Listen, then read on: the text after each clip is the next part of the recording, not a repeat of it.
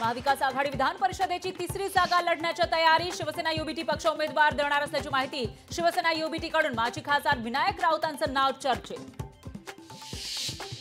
विधान परिषदेच्या सभापतीपदाची निवडणूक अधिवेशन काळात होण्याची शक्यता. अनेक दिवसांपासून सभापतीपद रिक्त, तर भाजप सभापतीपदावर दावा करणार असल्याची माहिती.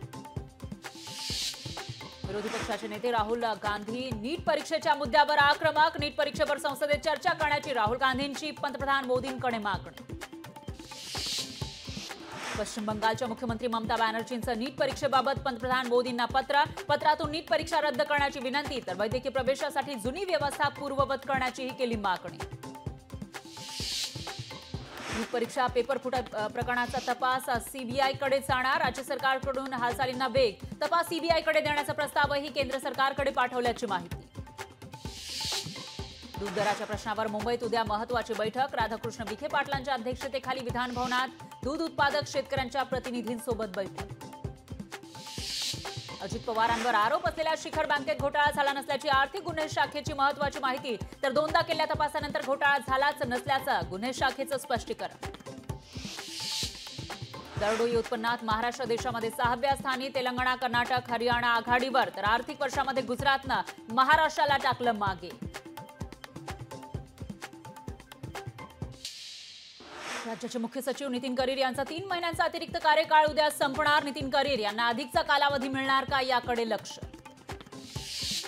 मुंबईमध्ये नीट परीक्षेचे मार्गदर्शन करणाऱ्या कंपनीचा मालक फरार. कंपनीचा मालक अचानक पळून गेल्यानं संशयाचं वातावरण. शेकापच्या जयंत पाटलांना राष्ट्रवादी एसपी पक्षाचा विधान परिषद निवडणुकीसाठी पाठिंबा. शिवसेना युबीटी गटाकडून अद्याप पाठिंबा नाही.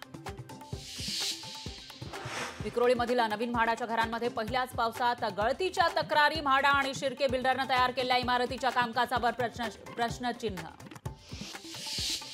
राज्यातील प्राथमिक, माध्यमिक आणि उच्च माध्यमिक शाळांची संख्या घटली, तर शाळांमधील विद्यार्थ्यांच्या गळतीचं प्रमाणही वाढल्यानं मुलांच्या भविष्याची चिंता.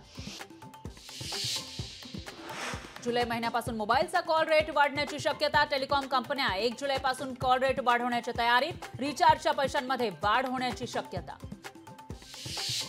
अजित पवार आज मांडणार अर्थसंकल्प. जनतेवर घोषणांचा पाऊस पाडण्याची शक्यता. अजित पवार कोणत्या लोकप्रिय घोषणा करणार, याविषयी उत्सुकता. अधिवेशनानंतर रखडलेला मंत्रिमंडळ विस्तार होणार असल्याची विश्वसनीय सूत्रांची माहिती. अधिवेशनानंतरही महायुतीच्या आमदारांना मुंबईत राहण्याच्या सूचना. सागर बंगल्यावर आज भाजपची कोअर कमिटीची बैठक. सागर बंगल्यावर होणार बैठक. भूपेंद्र यादव आणि अश्विनी वैष्णव बैठकीला राहणार उपस्थित. एमपीएससी देणाऱ्या राज्यभरातील महिला उमेदवारांना दिलासा. खुल्या प्रवर्गातील नॉन क्रिमिलेअरची अट रद्द. औरंगाबाद खंडपीठाकडून शासन निर्णयाचा आधार घेत नॉन क्रिमिलेअरची अट रद्द. लसणाचा भाव किलोमागे 300 रुपयावर. लसणाच्या दरात वाढ झाल्यानं गृहिणी आणि हॉटेल चालक हैराण. तर घाऊक बाजारामध्ये सर्वोत्तम दर्जाचा लसूण तब्बल 300 रुपये किलोवर.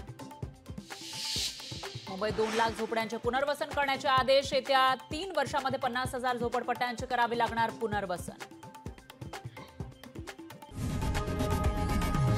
लोकशाही मराठी ऐका, पहा, जागरूक रहा.